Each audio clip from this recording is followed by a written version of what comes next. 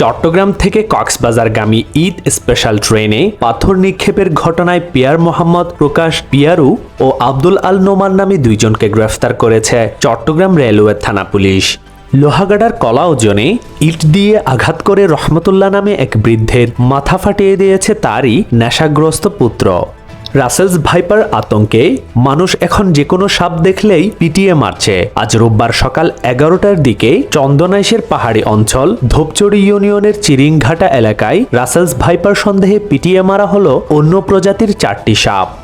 মিয়ানমারের রাখাইন রাজ্যে সংঘাতের জেরে বিস্ফোরণের বিকট শব্দে কাঁপছে সীমান্ত উপজেলা টেকনাফের 27টি গ্রাম। দিনরাত এই বিস্ফোরণের শব্দ শোনা যাচ্ছে বলে জানিয়েছেন স্থানীয়রা।